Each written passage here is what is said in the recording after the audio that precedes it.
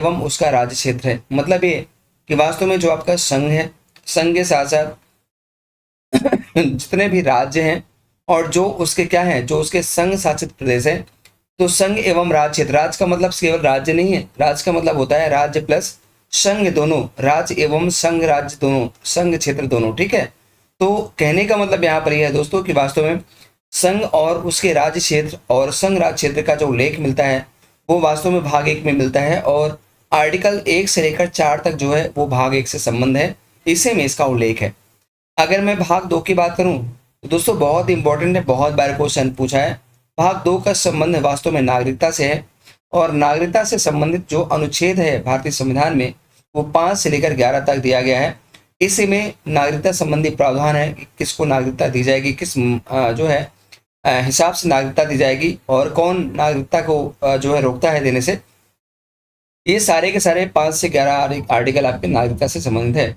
उसके बाद अगर हम भाग 3 की बात करें दोस्तों, तो भाग 3 का संबंध वास्तव में मूल अधिकार से है।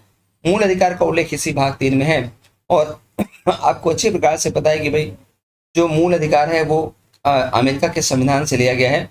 इसके अंतर्गत 12 से लेकर के 35 तक का अनुच्छेद दिया गया है। 12 से 35 का पूरा जो अनुच्छेद है इसी में मूल अधिकार का वर्णन है। और आप जानते हैं कि पहले स्टार्टिंग में 7 मूल अधिकार प्रदान किए गए थे, लेकिन ये जो आपका 44वां संविधान संशोधन था जो कि 1978 में हुआ था दोस्तों, उसके द्वारा वास्तव में संपत्ति के अधिकार को हटा दिया गया है, और वर्तमान में केवल कितने मूल अधिकार बचे हैं व्यक्ति के पास, भारत के मतलब नागरिकों के पास 6 मूल अधिकार बचे हुए हैं। तो इस मूल अधिकार का संबंध आपका भाग 3 से है, इसको भी आप ध्यान रखिएगा।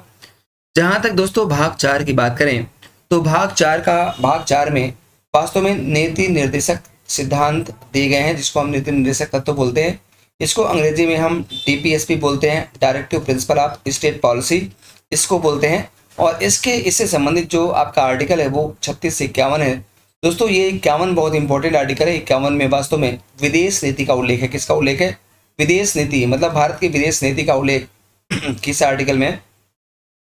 51 में। और ये क्वेश्चन बहुत बार पूछा जाता है। और भाग जो आपका आर्टिकल 50 है उसमें वास्तव में शक्ति पृथक्करण का, शक्ति विभाजन यानी शक्ति पृथक्करण का यहाँ पर उल्लेख किया गया है, इसे भी आप यहाँ पर ध्यान रखिएगा। ये जो दोस्तों भाग 4 का है ये इसमें वास्तव में मूल कर्तव्य जो है, जो मूल कर्तव्य को जोड़ा गया है। और ये जो भाग 4 का है दोस्तों वास्तव में ये 42वें संविधान संशोधन के द्वारा जोड़ा गया था। 42वें संविधान संशोधन जो कि 1976 में था, इसी के द्वारा वास्तव में भाग 4 का भी जोड़ा गया है और 51 का जोड़ा गया है। और भाग 4 में का जोड़ करके वास्तव में मूल कर्तव्य जोड़े गए हैं। दोस्तों याद रखिएगा ये जो आपका मूल कर्तव्य है ना, ये जो मूल कर्तव्य है ये वास्तव में भारत के मूल संविधान में बिल्कुल नहीं थे। मूल कर्तव्य जो है वो भारत के मूल संविधान, जब भारत का जो संविधान है दोस्तों, जब भारत का संविधान 26 जनवरी 1950 को लागू हुआ था, तो उस समय वास्तव में ये आपका बिल्कुल भी ये भाग आपका जो भाग 4 का है ये नहीं था, 51 का नहीं था, और मूल कर्तव्य में नहीं थे। लेकिन जब 42वां संविधान संशोधन आया तो वास्तव में स्वर्ण सिंह समिति एक बनती है, सरदार स्वर्ण सिंह समिति, और इसी स्वर्ण सिंह समिति के सिफारिश पर वास्तव में इंदिरा गांधी की सरकार ने वास्तव में कुल 10 जो है आपके मूल कर्तव्य जोड़े, इसमें 10 मूल कर्तव्य जोड़े। हालांकि एक बात ध्यान रखिएगा, स्वर्ण सिंह कमेटी ने केवल और केवल 8 मूल कर्तव्य जोड़ने की बात किया था, लेकिन वास्तव में इंदिरा गांधी की सरकार ने 8 के बजाय 10 मूल कर्तव्य स्थापित कर दिए। और ये जो 11वां मूल कर्तव्य दोस्तों जो शिक्षा संबंधी है, शिक्षा से संबंधित है, इसे वास्तव में 86वें संविधान संशोधन 86वें संविधान संशोधन 2002 के द्वारा वास्तव में आपका इसी मूल कर्तव्य में जोड़ा गया है। तो वर्तमान में कुल 11 मूल कर्तव्य हैं, इनको आप ध्यान रखिएगा। अगर मैं बात करूं भाग 5 का की, तो भाग 5 की बात करूं दोस्तों, तो भाग 5 में केवल और केवल क्या है? संघ है। अब इसमें संघ से संबंधित सभी चीजें दिया है दोस्तों। जैसे पहली बात तो आर्टिकल कौन कौन से? 52 से लेकर 151 तक, मतलब आर्टिकल बहुत ज्यादा है। लगभग यहाँ पर 101 आर्टिकल की बात की जा रही है। अब इस संघ के अंतर्गत किसका किसका उल्लेख है? तो अगर मैं बात करूं तो सबसे पहले संघ का मतलब जो संघ है वो उसकी कार्यपालिका वगैरह है, यानी सबसे पहले तो आपका कार्यपालिका का उल्लेख है दोस्तों, कार्यपालिका। दूसरा आपका राष्ट्रपति और उपराष्ट्रपति, ये तीनों का जो उल्लेख है ये अध्याय 1 में है, क्योंकि जो भाग 5 है उसको जो है अध्याय में बांटा गया है। तो भाग 5 का जो अध्याय 1 है उसमें कार्यपालिका, राष्ट्रपति व उपराष्ट्रपति का उल्लेख मिलता है, और ये 52 से लेकर आपका 78 तक पूरा दिया हुआ है। अध्याय 2 का संबंध दोस्तों संसद से है, और संसद में से संबंधित जो आर्टिकल है 79 से लेकर के 122 तक है, 79 से 122 तक है। अध्याय 3 में राष्ट्रपति की विधायी शक्तियां दी है और इसके अंतर्गत जो आर्टिकल है 123 है दोस्तों, याद रखिएगा। जो आर्टिकल 123 है इसमें वास्तव में राष्ट्रपति के अध्यादेश जारी करने की शक्ति दी है। क्या? राष्ट्रपति की अध्यादेश जारी करने की जो शक्ति है वो आर्टिकल 123 में दिया है, यानी 123 में दिया है, इसे भी आप याद रखिएगा। भाग 4 जो अध्याय 4 है दोस्तों, भाग 5 का उसका संबंध संघ की न्यायपालिका से है और इससे संबंधित जो आर्टिकल है वो 124 से लेकर 147 तक है। तो 124 से लेकर के 147 तक में सुप्रीम कोर्ट मतलब उच्चतम न्यायालय, संघ की न्यायपालिका का मतलब होता है कि दिल्ली का जो सुप्रीम कोर्ट है उसके बारे में बात कर रहा है। तो इससे संबंधित जो आपका आर्टिकल है वो 124 से लेकर 147 तक है। उसके बाद दोस्तों फिर अध्याय 5 आता है और अध्याय 5 में वास्तव में नियंत्रक एवं महालेखा परीक्षक का उल्लेख मिलता है, जिसको आप कैग बोलते हैं, कंट्रोलर है ना, जनरल बोलते हैं कैग। और इससे संबंधित जो दोस्तों आर्टिकल है वो 148 से लेकर 151 तक है। अब बात आती है 5 की, भाग 6 की आती है दोस्तों, भाग 6 की। तो भाग 6 में वास्तव में राज्य का उल्लेख है, मतलब भाग 5 में संघ है तो भाग 6 में राज्य और उसकी कार्यपालिका है। अब इससे संबंधित जो दोस्तों आर्टिकल है वो है 152 से लेकर 237। इसमें भी बहुत सारी जो है बहुत लंबा ये भी है। अब उसमें आपका कई अध्याय हैं, जैसे भाग 6 का जो अध्याय 1 है उसमें साधारण मतलब राज्य के बारे में थोड़ी बहुत बातें की गई हैं, 152 आपका दिया है। उसके बाद अगर मैं बात करूं अध्याय 2 की, तो दोस्तों अध्याय के 2 में जो है वो राज्य की कार्यपालिका का उल्लेख है और इससे संबंधित जो अनुच्छेद है वो आर्टिकल 153 से लेकर 167 तक है। उसके बाद अध्याय 3 में राज्य का विधानमंडल है और इससे संबंधित आर्टिकल जो 200 दिया है वो 168 से लेकर 212 तक दिया हुआ है, इसको भी आप जरा सा ध्यान रखिएगा। और इसके बाद की अगर मैं बात करूं आपसे, तो अब अध्याय 4 आता है और अध्याय 4 का संबंध जो है वो वास्तव में राज्यपाल की विधायी शक्ति से है। ये सारे के सारे हम लोग भाग 6 पढ़ रहे हैं दोस्तों, और भाग 6 का अध्याय 4 जो है राज्यपाल की विधायी शक्ति का उल्लेख करता है, जिससे संबंधित आर्टिकल जो है आर्टिकल 213 है। उसके बाद भाग 6 की अध्याय 5 है, इसमें राज्यों के उच्च न्यायालय का उल्लेख है दोस्तों, और इससे संबंधित जो आर्टिकल अनुच्छेद है वो 214 से लेकर 231 तक है। इसी प्रकार से भाग 6 का अध्याय 6 है, इसमें अधीनस्थ न्यायालय लोअर कोर्ट का उल्लेख है और इससे संबंधित जो आर्टिकल है वो 233 से लेकर 237 तक है दोस्तों, इसको ध्यान रखिएगा। फिर आपका भाग 7 आता है और जो भाग 7 है दोस्तों उसको 7वें संविधान संशोधन भाग 7वें संविधान संशोधन अधिनियम, ये संविधान संशोधन है, अधिनियम 1956 द्वारा इसे निश्चित कर दिया गया, ध्यान रखिएगा। उसके बाद दोस्तों यहाँ पर आता है क्या, भाग 8 है। और भाग 8 की बात अगर करें तो भाग 8 का जो संबंध है दोस्तों वो संघ राज्य क्षेत्र से है और इससे संबंधित संघ राज्य क्षेत्र समझ रहे हैं ना, जो संघ के राज्य क्षेत्र हैं जिनको हम संघीय राज्य क्षेत्र बोलते हैं, जिनको हम संघ शासित प्रदेश कह सकते हैं, इनको हम संघ शासित प्रदेश भी दोस्तों कह सकते हैं, याद रखिएगा। तो इनका संबंध जो है भाग 8 से है और इससे संबंधित जो आर्टिकल है वो 239 से लेकर 242 तक है। उसके बाद बात आती है भाग 9 की, और भाग 9 में याद रखिएगा बहुत इंपॉर्टेंट है, इसमें पंचायत का प्रावधान है और 243 का से लेकर 243 8 तक के आसपास का जो कॉन्सेप्ट है दोस्तों वो कहाँ से है, वो इसी आपके भाग 9 का मतलब 9 में है, पंचायत में।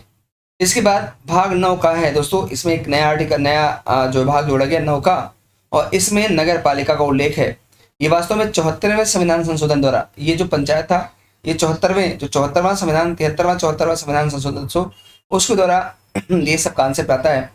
तो कहने का मतलब यहाँ पर है कि ये आपका 9 का जो दिया है वो वास्तव में नगर पालिका है और इससे संबंधित जो आर्टिकल है वो 343 से लेकर 343 या तक है। हालांकि थोड़ा सा इसमें कंफ्यूजन में जरा सा है, या वाले पोर्शन में मैं कंफ्यूज हो रहा हूँ कि वास्तव में या तक है कि और तक, लेकिन ये जो आपका दोस्तों है वो यहीं तक है, 243 से लेकर 243 या तक है। उसके बाद फिर आपका भाग यहाँ पर दोस्तों 10 है और भाग 10 का जो संबंध है वो कहाँ से है, तो आप कहेंगे सर अनुसूचित जाति और अनुसूचित जाति और अनुसूचित जनजाति वाला। तो ये अनुसूचित और जनजाति क्षेत्र जो है वो आर्टिकल 244 इससे संबंधित है। और भाग 11 का जो संबंध है दोस्तों वो संघ और राज्यों के बीच संबंध से है और इससे संबंधित जो आर्टिकल है वो 245 से लेकर 263 तक है, इसको भी आप ध्यान रखिएगा। अब दोस्तों भाग 11 का अध्याय 1 इसमें क्या क्या दिया है तो इसके बारे में जरा देखते हैं, क्योंकि जब हम बात करते हैं कि भाग 11 में संघ और राज्य के बीच में संबंध है तो किस किस प्रकार के संबंध है इसके बारे में यहाँ पर दिया है अध्याय 1 भाग 11 के अध्याय 1 में विधायी संबंध है, मतलब संघ और राज्यों के बीच में विधायी संबंध है। और ये आर्टिकल 255 से लेकर 245 से लेकर 255 तक इसका उल्लेख किया गया है। अध्याय 2 भाग 11 का जो अध्याय 2 है वो उसका संबंध प्रशासनिक संबंध से है और इससे संबंधित जो आर्टिकल है वो 256 से लेकर 263 है। उसके बाद दोस्तों भाग 12 आता है। भाग 12 में क्या दिया है, तो वित्त, संपत्ति, संविदाएं और वाद, और इससे संबंधित जो आर्टिकल है वो 264 से लेकर दोस्तों कहाँ तक है, 300 तक है। 264 से लेकर 300 तक है। उसके बाद एक बात जरा ध्यान रखिएगा, इस भाग 12 में कई सारे अध्याय हैं दोस्तों। भाग 12 का अध्याय 1 क्या बोलता है, ये इस वित्त से संबंधित प्रावधान करता है और इसमें 264 से लेकर 291 तक जो है अनुच्छेद मिलते हैं। अध्याय 2 में उधारी है, उधार लेना इत्यादि है, उधार, और इसका उल्लेख 292 से लेकर 293 में है। उसके बाद अध्याय 3 में संपत्ति, संविदाएं, अधिकार, दायित्व, बाध्यताएं और वाद है और इससे संबंधित जो दोस्तों अनुच्छेद है वो 294 से लेकर 300 तक है। और इसके बाद फिर देखेंगे तो अब 300 में का जोड़ा गया था और 300 में का जोड़ा क्या गया इसके लिए, तो आप कहेंगे अध्याय 4 में संपत्ति का अधिकार है दोस्तों, और आप जानते हैं संपत्ति का अधिकार 300 में का जोड़कर रखा गया था और ये वास्तव में 44वां संविधान संशोधन के द्वारा हुआ था जो कि 1978 में हुआ था। तो ये सारी बातें आपके सामने हैं। अब आती है भाग 13। भाग 13 में दोस्तों भारत के राज्य क्षेत्र के भीतर व्यापार, वाणिज्य और समागम, ये सारा का सारा इसी में आएगा। क्या क्या दिया दोस्तों, आप कहेंगे ये समागम भी इसी में है। तो भारत के राज्य क्षेत्र के भीतर व्यापार, वाणिज्य और समागम का उल्लेख मिलता है और इससे संबंधित जो आर्टिकल है 301 से लेकर 307 तक है दोस्तों। फिर आपका आता है भाग 14। भाग 14 में संघ और राज्यों के अधीन सेवाएं हैं, मतलब जो लोक सेवा आयोग या जो राज्य प्रांतीय लोक सेवा आयोग है उनसे संबंधित जो भी सेवाएं हैं इनको हम अखिल भारतीय सेवाएं मान सकते हैं। तो भाग 14 में अखिल भारतीय सेवाएं क्या है दोस्तों, यहाँ पर इसको हम कई बार बोलते हैं अखिल भारतीय सेवाएं। अखिल भारतीय सेवाओं का जो उल्लेख मिलता है वो वास्तव में 308 से लेकर 323 तक में मिलता है और ये भाग 14 में उल्लेखित है। आप इसमें देखिएगा 308 से 323 तक का जो प्रावधान दोस्तों दिया है, यहाँ पर अनुच्छेद दिया है, इससे संबंधित कई सारे अध्याय इसको बांटा गया है। जैसे अध्याय 1 की बात करूं तो अध्याय 1 में क्या दिया है दोस्तों, सेवा दिया है और ये 308 से लेकर 314 तक दिया है। अध्याय 2 में वास्तव में लोक सेवा आयोग का उल्लेख है और इसमें 315 से लेकर 323 तक का उल्लेख किया गया है। और फिर आपका भाग 15 आता है। भाग 15 में याद रखिएगा निर्वाचन से संबंधित प्रावधान है दोस्तों, और जिसको हम निर्वाचन आयोग बोल सकते हैं। तो निर्वाचन आयोग का उल्लेख भाग 15 में है और इससे संबंधित जो आर्टिकल है वो 324 से लेकर 329 तक है, इसको भी ध्यान रखिएगा। उसके बाद भाग 16 में क्या है दोस्तों, तो कुछ वर्गों के संबंध में विशेष उपबंध है और इससे संबंधित जो आर्टिकल है वो 323 से लेकर 330 से लेकर के और 300 आपका 42 तक है, इसको भी आप ध्यान रखिएगा। अब भाग 17 इंपॉर्टेंट दोस्तों, क्योंकि भाग 17 आपका राजभाषा से संबंधित है और इससे संबंधित जो आपका आर्टिकल है वो 343 से लेकर 351 तक है। 343 से 351 तक का उल्लेख इसमें मिलता है। अब इसमें कई सारे जो है अध्याय है, जैसे एक अध्याय 1 है, इसमें संघ की भाषा दिया है और इससे संबंधित जो आर्टिकल है वो 343 से 344 तक है। फिर अध्याय 2 में प्रादेशिक भाषा है और इससे संबंधित जो आर्टिकल है वो 345 से 347 तक है। फिर उसके बाद अध्याय 3 में सुप्रीम कोर्ट और हाई कोर्ट की भाषा की बात करता है दोस्तों, और इसका उल्लेख जो है वो किसमें मिलता है, वो 348 से लेकर 349 में। कहाँ पर मिलता है दोस्तों, 348 से लेकर 349 में मिलता है। तो ये सारे आर्टिकल जरूर आप ध्यान रखिएगा, बहुत इंपॉर्टेंट है। उसके बाद अगर मैं अध्याय 4 की बात करूं तो यहाँ पर विशेष निर्देश दिया गया है दोस्तों, और ये 350 से लेकर 351 तक का प्रावधान इसमें किया गया है। अब आता है भाग 18, और भाग 18 इसलिए इम्पोर्टेंट है क्योंकि भाग 18 में आपात उपबंध का उल्लेख है। आपको अच्छे प्रकार से मालूम है कि आपात उपबंध का उल्लेख 352, 356 और 358 में 360 में दिया है। ये जो है दोस्तों ये बाह्य आक्रमण और सशस्त्र विद्रोह के आधार पर लगाया जाता है।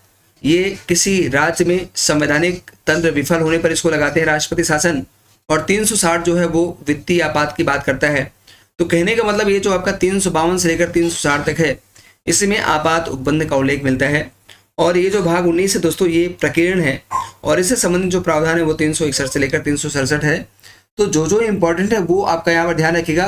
भाग 19 कभी पूछा नहीं जाता, बेकार है, लेकिन भाग 18 बहुत इंपॉर्टेंट है। भाग 20 बहुत इंपॉर्टेंट है दोस्तों, क्यों, क्योंकि वास्तव में भारतीय संविधान एक लचीला संविधान है और ये वो इसलिए क्योंकि यहाँ पर संविधान संशोधन होना संभव है। तो भाग 20 में दोस्तों संविधान संशोधन का उल्लेख मिलता है और इससे संबंधित जो आर्टिकल है वो केवल एक है, 368। बहुत इंपॉर्टेंट है, बहुत बार क्वेश्चन पूछा जाता है। भाग 21, अब भाग 21 में अस्थायी संक्रमणकालीन और विशेष उपबंध मिलता है दोस्तों, और इससे संबंधित जो आर्टिकल है वो 369 से 392 तक है। और फिर अंत में आपका आता है भाग 22 दोस्तों, और भाग 22 में संक्षिप्त नाम है प्रारंभ, हिंदी में प्राधिकृत पाठ है, और दूसरी बात इसका निरसन भी इसमें मिलता है, निरसन भी दोस्तों इसमें मिलता है। तो ये जो निरसन है वो 393 से लेकर 395 तक का जो वास्तव में अनुच्छेद है वो इसी भाग में मिलता है। तो दोस्तों याद रखिएगा, ये जो आपका भाग अभी तक हमने बताए थे वो सारे भाग से संबंधित सभी क्वेश्चन क्या हो गए, समाप्त होते हैं। तो ये आपका भाग 1 से लेकर के भाग पूरा का पूरा भाग 1 से लेकर के दोस्तों, और भाग 22 तक पूरा का पूरा यहाँ पर था। सारी बातें यहाँ पर बताई गई कि कौन भाग में क्या दिया है और वास्तव में उस भाग से संबंधित आर्टिकल कौन कौन से हैं। तो अगर इतना पढ़ लेंगे तो आपको काफ़ी कुछ आराम मतलब पता हो जाएगा, काफ़ी कुछ आप गेस के माध्यम से भी कर सकते हैं। और इसके बाद हम लोग बात करेंगे भारतीय संविधान की प्रमुख अनुसूचियों के बारे में। उसके बाद फिर यहाँ पर हम लोग आगे बढ़ेंगे संविधान सभा, और संविधान सभा के द्वारा फिर कैसे संविधान सभा ने संविधान का निर्माण किया, फिर कैसे आपका जो दुनिया भर सब बताएंगे। फिर एक एक करके यहाँ पर हम लोग चर्चा करेंगे। आर्टिकल ए मतलब आर्टिकल 1 से लेकर 395 तक के आर्टिकल की बात करेंगे। लेकिन जाने से पहले दोस्तों आपसे गुजारिश है कि आप सभी लोग इसको लाइक करें, इसको सब्सक्राइब कर लें भैया, और सब्सक्राइब करने के बाद जो है बेल को भी आप प्रेस कर लें, क्योंकि कई बार हम बोलते हैं कि भाई जब तक आप बेल को प्रेस नहीं करोगे, जब तक बेल को आप प्रेस नहीं करोगे तब तक नोटिफिकेशन नहीं मिलेगी। तो बेल को प्रेस कर लीजिएगा और साथ ही साथ इस वीडियो को आप ज़्यादा से ज़्यादा शेयर करें। थैंक यू सो मच, आप सभी का बहुत बहुत जो है बहुत बहुत धन्यवाद है, और मिलते हैं फिर नेक्स्ट वीडियो में दोस्तों। तब तक के लिए नमस्कार, थैंक यू सो मच, बहुत बहुत धन्यवाद।